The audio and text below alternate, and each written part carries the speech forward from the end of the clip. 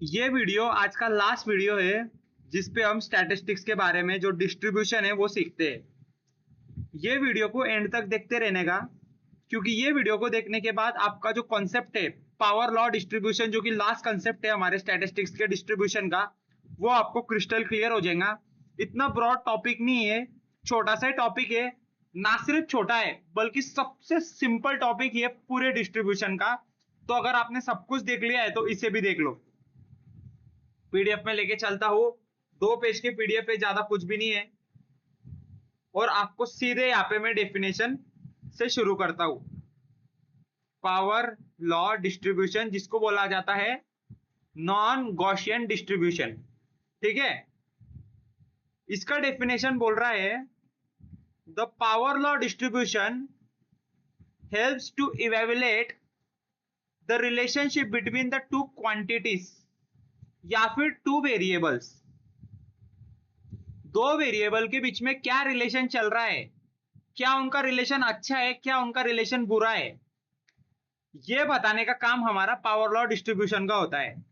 उदाहरण के तौर पे आपकी एक क्रश है और उस क्रश का पहले से दूसरे के साथ लफड़ा चल रहा है, तो आप तो उसके साथ जाके बात नहीं कर सकते, तो आपने एक तीसरा बंदा हायर करा है जो कि उन दोनों के बीच में जो चर्चा होंगी, क्या रिलेशन चल रहा है, क्या बातें चल रही है, वो आपको बताने का काम करेगा।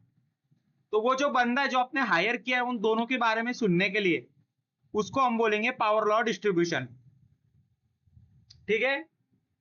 So the relative change in one quantity result, यानी कि अगर आपकी क्रश बदलती है, मैं ऐसा उदाहरण देके आपको समझा रहा हूं रियल लाइफ एग्जांपल से, where the relative change in the one quantity result, एक वेरिएबल अगर बदलता है relative change in the other quantity by the power of it. इसका सीधा सा एग्जांपल दूं क्या आपको, ये देखो, ऐसा एकदम, मतलब आप एकदम इमेजिन करके चलो तो आपको एकदम क्रिस्टल क्लियर होगा। वो व्हाइट बोर्ड पे दिखाऊंगा तो और मजा आएगा आपको। विजुअल दिखाऊंगा ना, पिक्चर बॉलीवुड देखने वाले अभी हम, देखो ये मैंने व्हाइट बोर्ड खोल दिया है। तो मैं क्या बोल रहा था, relative change in one quantity. मान लो यहाँ पे एक लड़की है, एक कन्या है, ये एक कन्या है, ये कन्नुड़ी है, मतलब एक लड़का है। और इनके बीच में अगर मैं आपको बताऊं पावर लॉ डिस्ट्रीब्यूशन, तो मान लो ये लेडीज है और ये जेंट्स है, मतलब आप समझ जाओ लड़का लड़की।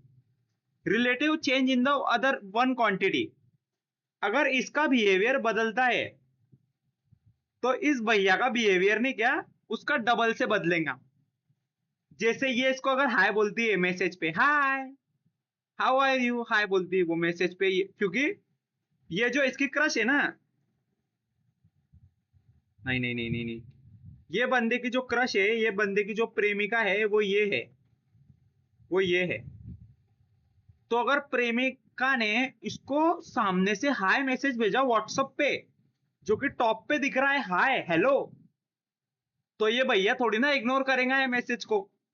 ये हाय नहीं भेजेगा, ये भेजेगा हेलो, आप कैसे हो, कैसे याद किया, क्यों याद किया, बताओ मेरे लिए क्या सेवा है, आपकी मैं क्या मदद कर सकता हूँ, गरीब को कैसे याद किया, आपके लिए बेटा हूं, आपके लिए जान दे सकता हूँ। ऐसे 5 मैसेज भेजेगा उस लड़की को, लड़की ने खाली उसको हाय भेजा है, हाय। अपोनेंट का मैसेज यहाँ पे आता है ना व्हाट्सएप में लेफ्ट साइड में, और हम डालते वो राइट में आता है ना, तो इसने भैया ने एकदम बड़ा पैराग्राफ लिख के भेजा उसको, ऐसा ऐसा, और यहाँ पे स्माइली इमोजी भेज दिए हैं। बस ये होता है पावर लॉ डिस्ट्रीब्यूशन। एक वेरिएबल में जरा सा भी चेंज आता है ना, तो जो अनदर वेरिएबल है उसमें भी चेंज आता है, लेकिन उतना नहीं आता जितना पहले वेरिएबल में आया है, वो उसके पावर से आता है। हम देखेंगे पावर क्या होता है, देखो इसमें एक ग्राफ फॉलो किया जाता है जिसको बोलते हैं 80-20% रूल।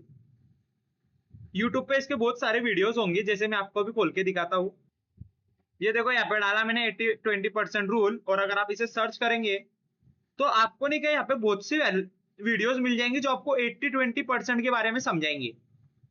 ठीक उसी तरीके से ये होता है। जैसे देखो ये यहाँ पे एकदम लिखा भी है जिससे आपको समझ में आएगा। 20% of input produces 80% of outputs. ये एक्स एक्सिस में आपको इनपुट देख रहा हूँ, ये जो 20% के जो इनपुट है, जो हम ताकत लगा रहे हैं, 20% से 80% रिजल्ट आ रहा है, और बाकी 80% इनपुट से, ये देखो ये कितना हुआ है, यहां से लेके यहां तक, और यहां से लेके यहां तक 80% इनपुट में मुश्किल से 20% रिजल्ट आ रहा है, मुश्किल से 20% आ रहा है। देखो कितना सा जा रहा है वाई एक्सिस, देखो है ना। तो इसे बोलते हैं हम पावर लॉ डिस्ट्रीब्यूशन। जैसे कि 20% ऑफ द टीम होती है आईपीएल की, जो रिस्पॉन्सिबल होती है कि 80% वो मैच जीते या फिर वो ट्रॉफी लेके चल जाए। 20% टीम होती है आईपीएल की, जैसे चेन्नई और मुंबई, इसके 80% चांस होते हैं ये दोनों टीम के कि आईपीएल का खिताब अपने नाम लेके चल जाए। अभी तो दिन फिलहाल आरसीबी के चल रहे हैं, लेकिन मैं पहले की बात कर रहा हूँ, 2013-15 की बात कर रहा हूँ। ये दूसरा एग्जाम्पल, इसका बहुत बढ़िया एग्जाम्पल है कि जो 80% की जो वेल्थ है, जो धन संपत्ति, समृद्धि, संपदा जो है 80%, वो डिस्ट्रीब्यूटेड है विथ 20% ऑफ द पॉपुलेशन। यानी इतनी धन संपत्ति है, उसका जो 80 पार्ट है, 80% यानी ये इतना, ये खाली 20% लोगों को मिला है। और ये जो इतना पार्ट है धन संपत्ति का, जैसे 20%, वो 80% लोगों को मिला है। और अब देखो ये हम देखने जा रहे हैं, यहाँ पे जो x है वो फर्स्ट वेरिएबल है, फर्स्ट क्वांटिटी है। ये देखो ये मैंने एक्सप्रेशन लिखा है,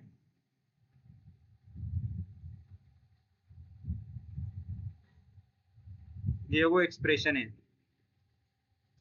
x यहाँ पे पहली क्वांटिटी या फिर पहला वेरिएबल है, y यहाँ पे दूसरी क्वांटिटी या दूसरा वेरिएबल है।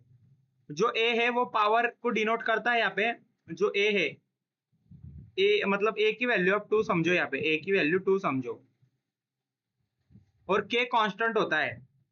y इज इक्वल टू, मुझे लिखना था k x to the power a, ऐसा लिखना था मुझे, लेकिन आपको समझ जाएगा कि मैं अभी क्या बोलना चाह रहा हूं।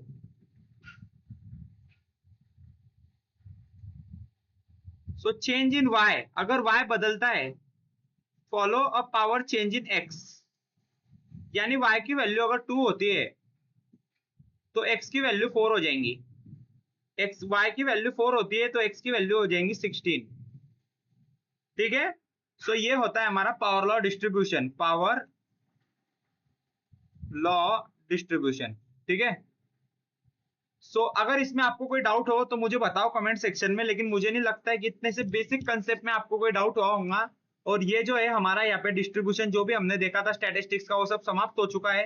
अब हम हमारे स्टैटिस्टिक्स के एडवांस पार्ट की ओर मूव करेंगे, जो कि central limit theorem, hypothesis testing और बहुत से सारी ऐसी चीजें, जेड टेस्ट, क्यू टेस्ट, ठीक है ना, ऐसी बहुत सी सारी जो चीजें हैं हम देखेंगे।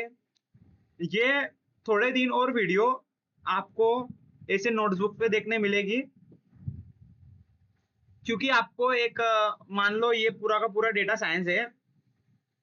अब ये क्रश को हटाता हूं मैं यहाँ से, बहुत हो गया ये क्रश का, अब प्यार व्यार के चक्कर में नहीं पड़ देंगे। मान लो ये पूरी की पूरी बिल्डिंग है हमारी डेटा साइंस की, जो हमको खड़ी करनी है।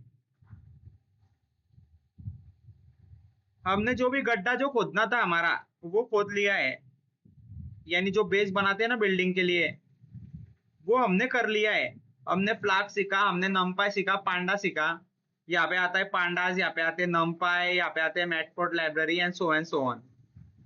यहाँ पे तो हमारा पूरा एमएल मॉडल है, उसका तो कोई टेंशन नहीं। लेकिन अभी हम जो कोर्स सीख रहे हैं ना, डेट इज स्टैटिस्टिक्स, ये पहला जो मंजिल है ना डेटा साइंस की, ये स्टैटिस्टिक्स है गाइस, स्टैटिस्टिक्स है। अगर आपने स्टैटिस्टिक्स को क्लियर नहीं किया तो आपकी पूरी जो बिल्डिंग है, क्योंकि पूरी की पूरी जो बिल्डिंग है वो स्टैटिस्टिक्स पे ही निर्भर है। अगर आपको स्टैटिस्टिक्स का अच्छा नॉलेज है तो आप ये डेटा साइंस की बिल्डिंग को अच्छे से संभाल सकेंगे और उसको अच्छे से कर सकेंगे। लेकिन अगर आपने स्टैटिस्टिक्स की जो बिल्डिंग है, स्टैटिस्टिक्स का जो कोर है, उसको ही अगर मिस कर दिया, आपको लग रहा है कि ये बोर है यार, जाने दो, छोड़ो, ये स्टैटिस्टिक्स कौन देखता है, तो ये जो बड़ी बिल्डिंग है आपके लिए एक सपना सा रह सकती है। मतलब आपको इतनी अच्छी नहीं जमेंगी, आपको आगे कंफ्यूजन होगा। सो यही था आज के वीडियो में, मिलते हैं अगले वीडियो में, तब तक के लिए bye bye and thank you so much for your time.